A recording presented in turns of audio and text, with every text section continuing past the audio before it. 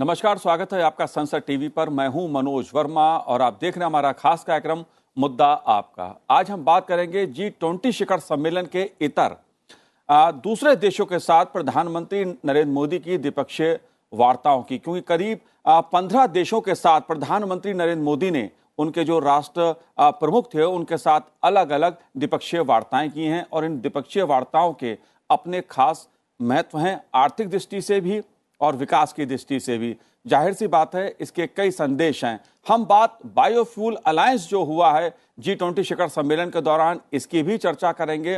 साथ ही हम बात करेंगे भारत मध्य पूर्व यूरोप आर्थिक गलियारा, जिसकी G20 शिखर सम्मेलन में भी घोषणा एक तरह से की गई। उससे क्या फायदा होगा, किसको फायदा होगा, इन मुद्दों को भी हम समझने की कोशिश करेंगे। हमारे साथ दो खास मेहमान जुड़े हुए हैं।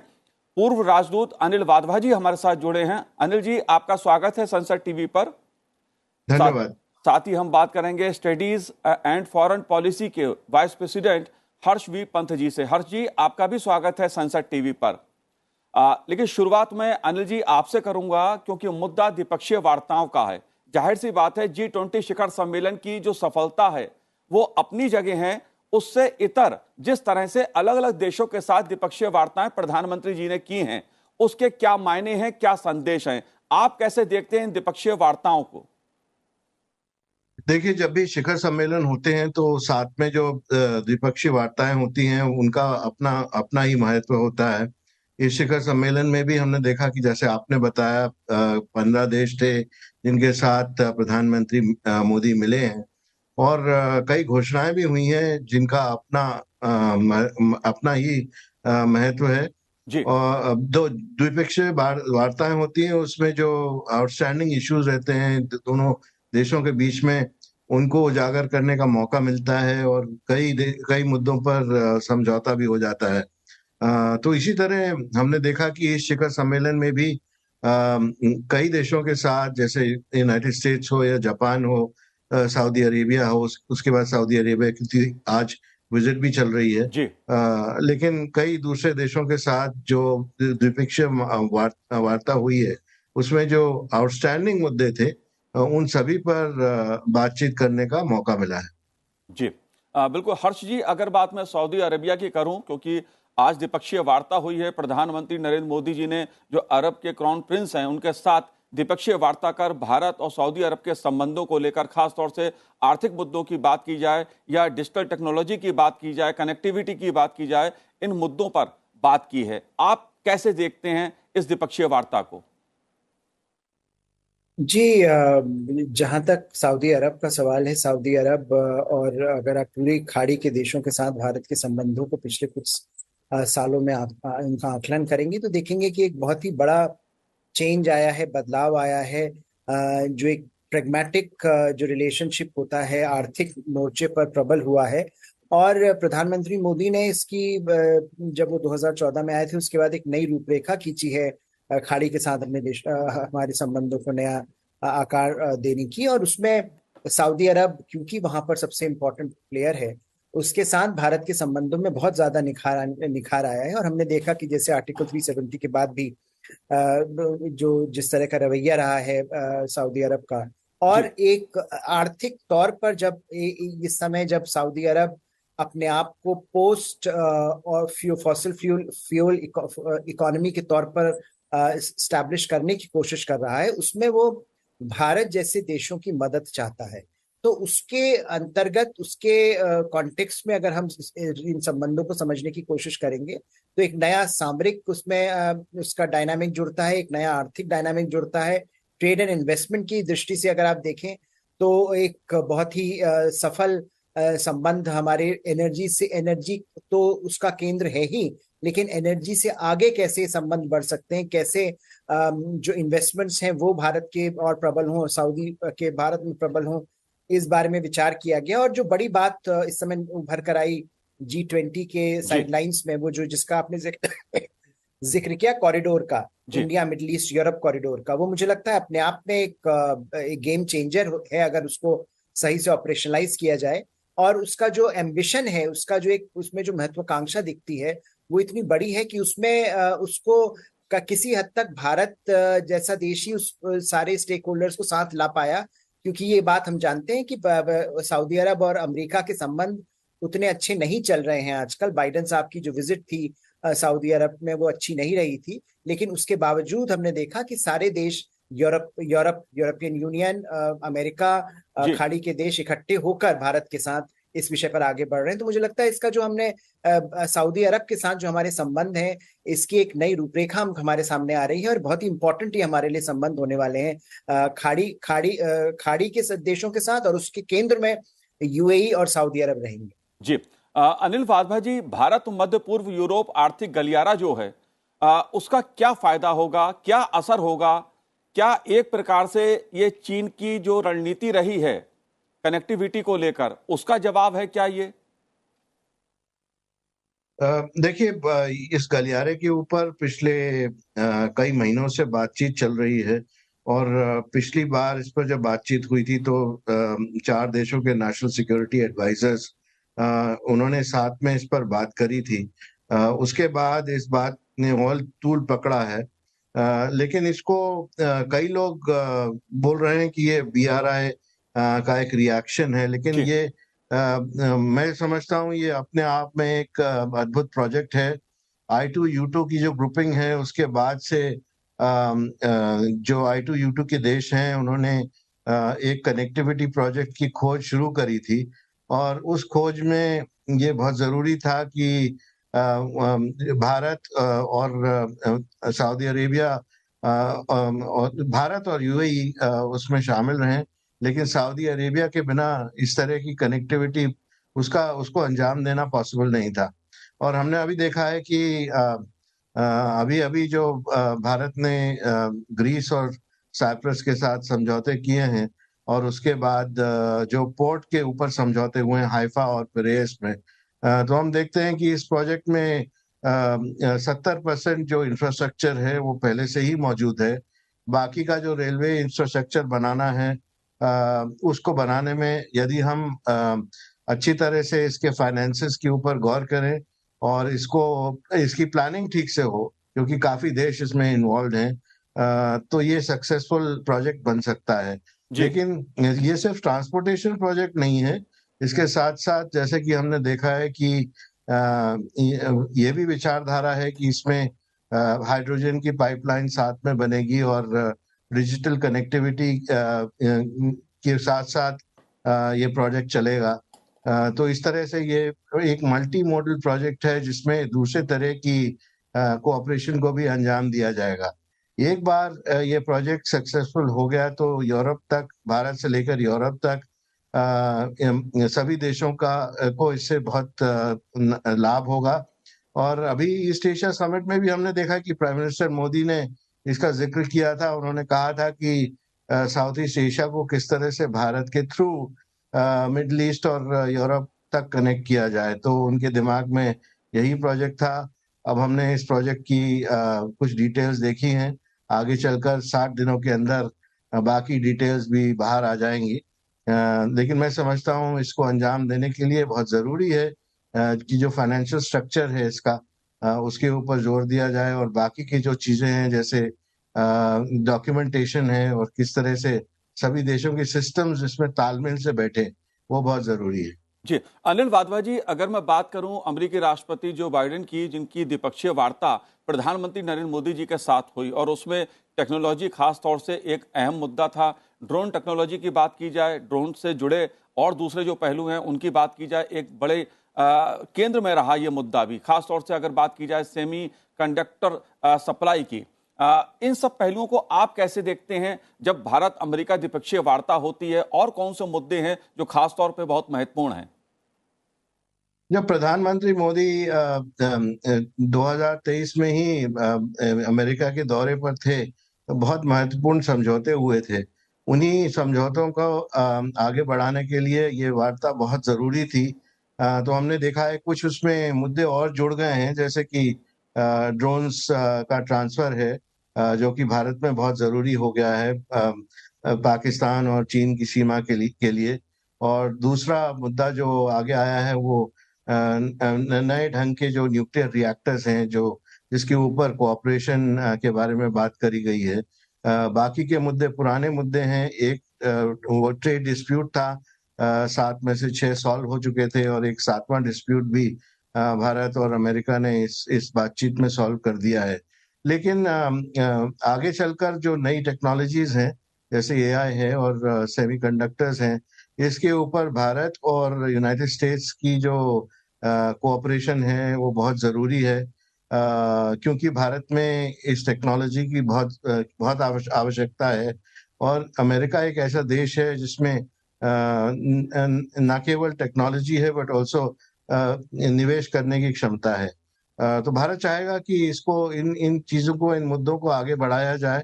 एक आईसीईटी का रिव्यू जो है वो भी तय किया गया है जनवरी 2024 में। वो काफी दूर नहीं है, लेकिन उससे जो परिणाम निकलेंगे वो दोनों देशों के लिए दूरगामी परिणाम होंगे। जी, हर्ष जी, अगर बात मैं सेमीकंडक्टर सप्लाई चेन की करूं तो ये मुद्दा क्यों महत्वपूर्ण है भारत अमेरिका दोनों के लिए? और जब बात सेमीकंडक्टर्स की होती है तो उसके साथ साथ जो चीन का पहलू है वो भी कहीं ना कहीं जुड़ जाता है इससे। आप कैसे देखते हैं इस आर्थिक पहलू को, क्योंकि बड़े पैमाने पर निवेश की बात भी अमेरिका ने कही है? देखिए, जो सबसे बड़ा मुद्दा कोविड के बाद सामने आया वो ये है कि ओवर डिपेंडेंस किसी भी देश के ऊपर किसी भी क्रिटिकल एरिया में एक बड़ी स्ट्रेटेजिक लायबिलिटी आज समझी जाती है। तो उसको लेकर जो एक परिवर्तन आया है ग्लोबलाइजेशन में, हम पहले कहते थे कि हम ग्लोबलाइजेशन होगा तो उससे सभी देशों को एक फायदा होगा। वो हम अब एक तरह से देख रहे हैं कि किस तरह से चीन ने सिस्टम को गेम किया और उसके बाद क्रिटिकल डिपेंडेंसीज जो चीन के ऊपर हो गई उसका खामियाजा दुनिया को भुगतना पड़ा, और खासकर भारत और अमेरिका और पश्चिम देशों को, जो कि आज एक ऐसी सिचुएशन में है जहां पर वो चीन के ऊपर आर्थिक तौर पर निर्भर नहीं होना चाहते हैं, लेकिन उनके पास कोई चारा नहीं है। तो जब ये हम मूव देख रहे हैं आज कि एक तरह से वो क्रिटिकल डिपेंडेंसीज चीन के ऊपर जो हमारी बढ़ी हुई है उससे हमको निजात पाने हैं, तो उसमें सेमीकंडक्टर्स का जो रोल है आज की इकोनॉमी में वो क्रिटिकल है, वो सेंट्रल है, वो नोडल है। उसके बगैर आप आज की जो इंडस्ट्रीज हैं, आज की जो इमर्जिंग एरियाज हैं, डोमेन्स हैं, उसमें आप अपनी सशक्तता नहीं बना सकते। तो इसके चलते ये बड़ा इंपॉर्टेंट हो जाता है कि सेमीकंडक्टर की डिपेंडेंस कम की जाए और उसको डिसबर्स किया जाए, सप्लाई चेन रिस्ट्रक्चर की जाए। तो उसमें मुझे लगता है भारत और अमेरिका ही नहीं, बाकी देश भी जो लाइक माइंडेड हैं वो इससे जुड़ना चाह रहे हैं। और हमने देखा कि ताइवान का कितना क्रिटिकल रोल है इस सेक्टर में, और किस तरह से ताइवान को लेकर बड़ी चर्चा में है। ताइवान ने इन्वेस्टमेंट किया अमेरिका में, ताइवान ने इन्वेस्टमेंट किया हिंदुस्तान में। तो वो जो एक क्रिटिकल डिपेंडेंस को कम करने का जो एक सिलसिला चला है चीन के साथ, उसमें भारत और अमेरिका का साथ आना अपने आप में बड़ा एक स्वाभाविक है, क्योंकि दोनों ही देश एक दूसरे के ट्रस्टेड पार्टनर्स हैं। और एक क्रिटिकल एरियाज में, क्रिटिकल सेक्टर्स में, स्ट्रेटेजिक सेक्टर्स में ट्रस्ट बहुत बड़ा एक महत्वपूर्ण एक वैल्यू को समझा जा रहा है कि ट्रस्ट, पॉलिटिकल ट्रस्ट के बगैर आज देश एक दूसरे के साथ आर्थिक तौर पर भी काम नहीं करना चाहते हैं। तो वो जो एक बदलाव माइंडसेट में आया है उसने, मुझे लगता है, भारत और अमेरिका की जो ये जो संबंध है, जो सामरिक संबंध हमारे गहन हो रहे थे, लेकिन उसमें एक सवाल जरूर अटका हुआ था कि जो टेक्नोलॉजी शेयरिंग होती है वो अमेरिका से अभी भी नहीं होती है।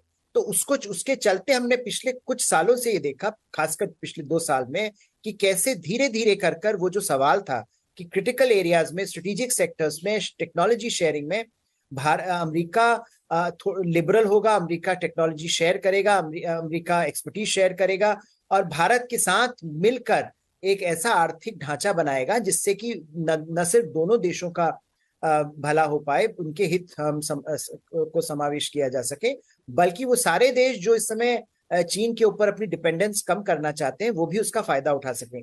तो ये ग्लोबल प्रोजेक्ट के तौर पर भी आज उठ रहा है, और भारत और अमेरिका दोनों साथ काम करके ये बात का भी आश्वासन दूसरे देशों को देना चाह रहे हैं। जी, और दूसरी ओर प्रधानमंत्री नरेंद्र मोदी ने ब्रिटेन के प्रधानमंत्री ऋषि सुनक के साथ भी एक द्विपक्षीय वार्ता की, और इसमें मुक्त व्यापार समझौते का मुद्दा दोनों देशों के प्रधानमंत्री के बीच मुख्य चर्चा का विषय रहा और निवेश में तेजी लाने की प्रतिबद्धता भी दोनों देशों ने जताई है। हर्षजी, मुक्त व्यापार समझौते का मुद्दा एक बड़ा मुद्दा रहा है ब्रिटेन और भारत के बीच। इस मुद्दे को आप कैसे देखते हैं? देखिए, ब्रिटेन के लिए तो बहुत ही बड़ा मुद्दा है, क्योंकि जब से ब्रिटेन जब से बाहर आया है यूरोपियन यूनियन के, वो भारत को एक प्राइस कैच के तौर पर देख रहा है। भारत के साथ अगर एफटीए होता है तो ये बात खासकर कंजर्वेटिव पार्टी जो अभी सत्ता में है वो घर में घरेलू तौर पर ये बता पाएगी कि उनको ज्यादा नुकसान नहीं हुआ ब्रेक्सिट का, क्योंकि उनके पास अब ये एबिलिटी है कि वो इस तरह के फ्री ट्रेड अग्रीमेंट्स और खासकर भारत जैसे बड़े मार्केट के साथ कर पा रहे हैं। अब उसमें आपको याद होगा, बोरिस जॉनसन जब प्रधानमंत्री थे तो उन्होंने पिछले साल दिवाली तक कहा था कि ये हो जाएगा, लेकिन समस्याएं, ज्यादातर समस्याएं क्योंकि ब्रिटेन में थी कि वहां पर सत्ता परिवर्तन होता रहा, लीडरशिप परिवर्तन होता रहा और प्राइम मिनिस्टर बदलते रहे, उसके चलते डिले हुआ ब्रिटेन की तरफ से। और उसके बाद कुछ मामलों पर ये अटका हुआ है ये मामला।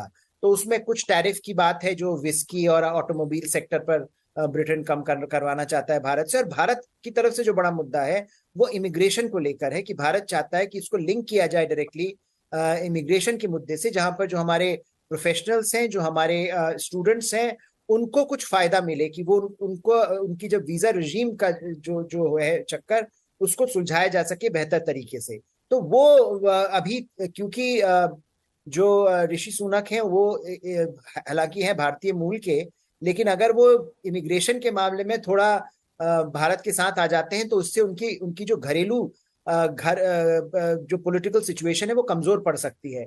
तो इसीलिए मुझे लगता है मामला वहां पर भी अटका हुआ है कि इमिग्रेशन के इशू पर ब्रिटेन ज्यादा आगे नहीं बढ़ना चाहता। हालांकि दोनों ही देश, अगर आप दोनों देशों का शीर्ष नेतृत्व ले, तो दोनों ही देश इस बात पर अड़े हुए हैं कि उनको जल्द से जल्द ये फ्री ट्रेड एग्रीमेंट चाहिए, क्योंकि ये ब्रिटेन के लिए भी बड़ी जीत होगी और भारत के लिए भी बड़ा होगा, क्योंकि भारत भी ये कह पाएगा कि जो लोग भारत को क्रिटिसाइज करते थे कि भारत फ्री ट्रेड एग्रीमेंट्स नहीं कर पाता है, वो भी एक कॉम्प्रिहेंसिव डील लेकर जा पाएगा। तो मुझे लगता है वहां पर जो कुछ मुद्दे हैं जहां पर बात अभी भी अटकी हुई है, लेकिन दोनों ही देश इस बात को लेकर ऑप्टिमिस्टिक भी हैं कि इस साल से पहले वो कंप्लीट किया जा सकता है। अब दोनों ही देशों में अगले साल चुनाव है, तो कितना दोनों ही तरफ से कितना पुश इस बात को मिलता है, ये देखने वाली बात होगी। और इसी प्रकार प्रधानमंत्री नरेंद्र मोदी ने कनाडा के जो प्रधानमंत्री थे उनसे भी द्विपक्षीय वार्ता की और बातचीत में खालिस्तानी अलगाववादियों का मुद्दा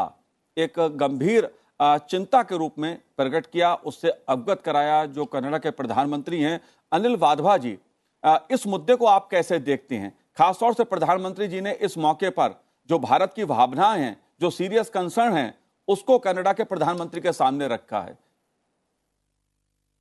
कनाडा को अच्छी तरह से मालूम है कि भारत का कंसर्न क्या है इसमें खालिस्तान के बारे में, लेकिन आपको हम सभी को ये मालूम है कि कनाडा की सरकार जो है वो सिख कम्युनिटी की सपोर्ट के कारण सत्ता में है और काफी हद तक सिख कम्युनिटी के सपोर्ट और उनकी जो फाइनेंसेस हैं वो कैनेडियन गवर्नमेंट को सपोर्ट करते हैं। तो इसके चलते काफी सारे मंत्रीगण जो उनके कैबिनेट में हैं वो भी सिख कम्युनिटी के हैं।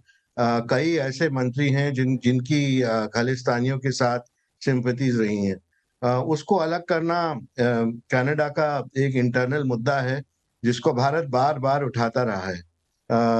एक सिक्योरिटी की बात हम अलग से करें, लेकिन उसको अब फ्री ट्रेड अग्रीमेंट से भी लिंक कर दिया गया है, क्योंकि प्रेशर पड़ा है कनाडा के लीडरशिप के ऊपर कि ज्यादा इस बात को आगे तूल ना दिया जाए। और यही रीजन था कि कनाडा के जो ट्रूडो हैं उन्होंने प्रधानमंत्री के साथ इसके ऊपर जरूर बातचीत करी होगी कि किस तरह के प्रेशर उनके ऊपर आ रहे हैं और इस बात को किस तरह आगे बढ़ाया जाए। हालांकि यूके की बात करें या कनाडा की एफटीए की बात करें, दोनों ही काफी एडवांस स्टेज पर हैं। कुछ ही मुद्दे हैं जो अटके हुए हैं, इनको सॉल्व करना कोई ज्यादा मुश्किल बात नहीं है, लेकिन उसमें पॉलिटिकल जो मुद्दे साथ में आ जाते हैं, जरूरी है उनको पहले सॉल्व किया जाए।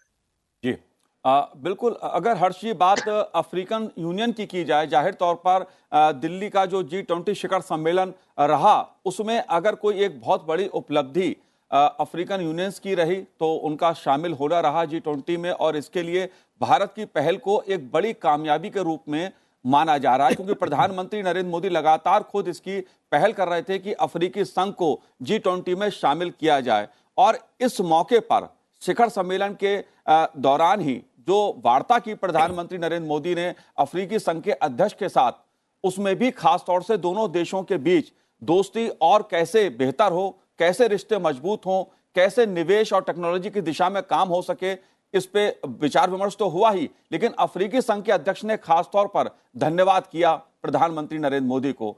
इसको आप कैसे देखते हैं? देखिए, ये तो भारत की बहुत बड़ी एक डिप्लोमेटिक विक्ट्री रही है कि उसने जो बात कई सालों से G20 में कही जा रही थी और कई सारे देश कहते थे इस बात को, लेकिन कोई उस पर एक्शन लेने को तैयार नहीं था, कोई उस पर डिप्लोमेटिक कैपिटल इन्वेस्ट करने को तैयार नहीं था।